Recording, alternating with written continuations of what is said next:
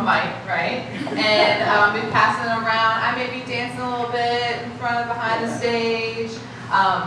So I'm trying to take it pretty well relaxed. We will go through these questions, but if anybody has a question, please write it down and save it for the end. We will open this up very shortly for questions from the audience. So that will definitely be a big part of this. So please have those ready. So the first question for all of the candidates are, correct me if I'm wrong, but none of you all have ever held an elected position.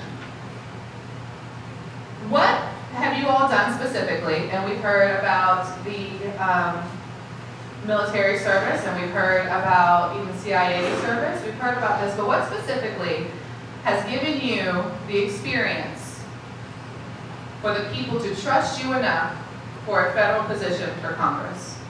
Never hearing from you again, never seeing your name on the ballot before. From a community standpoint, what says, hey, I should trust this person at a federal position?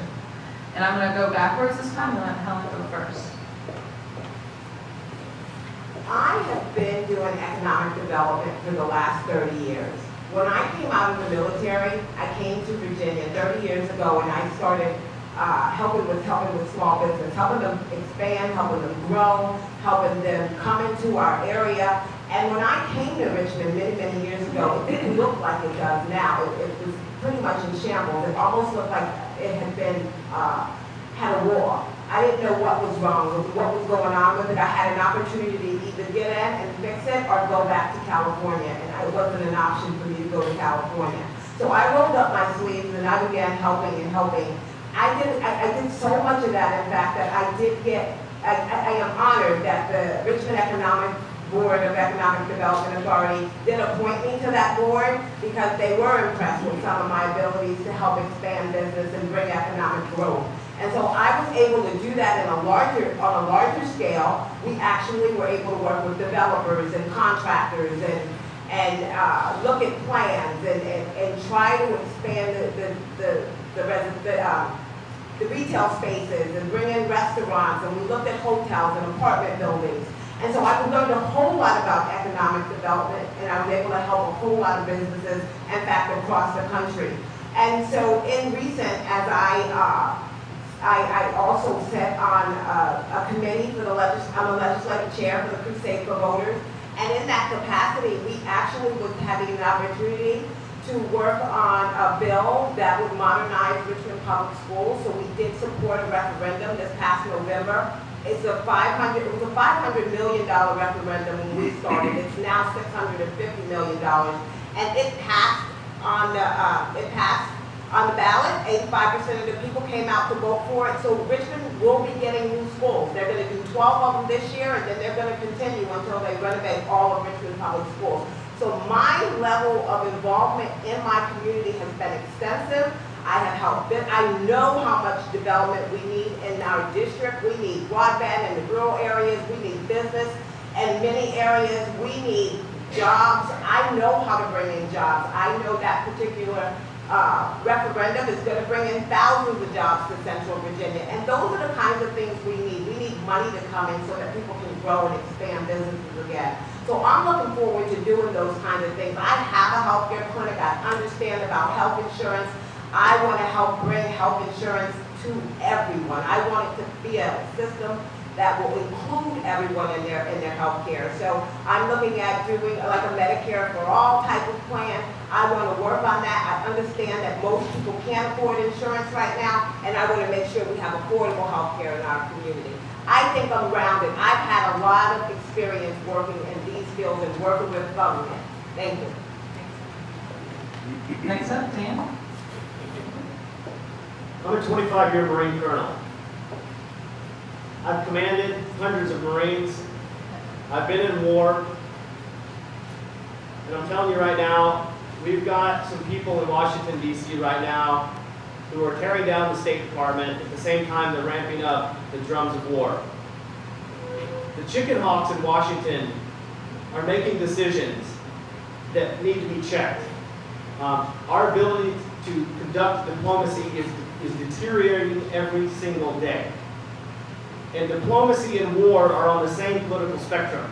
And so we need people who understand fundamentally what war means, to be there, to hold these folks accountable before they go off on some adventure with a man who had 5 deferments for bone spurs. All right? I spent 3 years in President Obama's State Department running large programs. The largest program I ran there was the Free Syrian Army Supply Program that gave supplies down from Turkey into Syria, logistical support. That was my program. I ran that.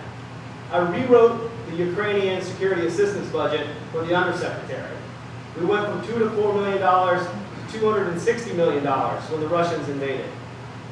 I spent 6 years in Washington, D.C., working executive branch when I was running those programs, also going to the Hill with the undersecretary and ambassadors. And when I retired from the Marine Corps in 2014, because of that experience in Washington, I was drafted into the Legislative Affairs Committee for the Airline Pilots Association. So I spent 3 years on the Hill doing aviation safety work, inside the subcommittees and the committees. I understand the nuances of how Washington works, and I have a lot of experience working in Washington. And experience matters. It is a complicated city. And for us to think inexperience doesn't matter, and that is a narrative that Republicans like to push, it does. So I think I have a pretty strong background of experience there. Thank you. So I always grew up knowing that I wanted to pursue a career in public service. My father was a public servant, my mother was a nurse, and they always instilled in us the idea that we have to have a commitment to the community and the people around us. I began my career in public service. I first was a federal law enforcement officer, and then I transitioned to the CIA. As a CIA officer, I worked both domestically and overseas, and I worked issues as varied as counterterrorism, nuclear proliferation, Russia issues, Latin American narco-trafficking, and Africa leadership issues. And over the course of my time with CIA, I had to dive deep and understand complex, difficult issues so that I could collect the information necessary to inform our policymakers, our president, our leaders, and our military. Because it was the information I was collecting that was driving the policy and the decisions and treaty engagements that so many within the national security environment and community were making. I also ran, when I was overseas, 2 multi-million-dollar programs that were aimed at thwarting the terrorist threat throughout Southeast Asia and the Middle East. So I have complex background in national security issues and in ensuring that we are working, or national security issues, and also working in service to this country. But more than that, this is my community. This is the community that I grew up in. I grew up in Henrico County, and we returned home 3 years ago because we wanted to get our daughters closer to family. And when I returned to this community, I invested in this community, and I got involved as a community advocate with Moms Demand Action. I became a Girl Scout leader. I started a Girl Scout troop. I was appointed to the Fair Housing Board under Governor McAuliffe, and I invested in this community. I became a volunteer with the Democratic Committee in Henrico County, and I worked elections in 2016 and 2017. So while I've never run for office before, I have been an engaged member of this community, but I also have a strong background in national security that will be incredibly important at this time in Washington. Thank you. Okay, thank you so much to our candidates for that. So the question was, how can we trust you? Why should we trust you if we've never had to vote for you before? So they gave us that knowledge on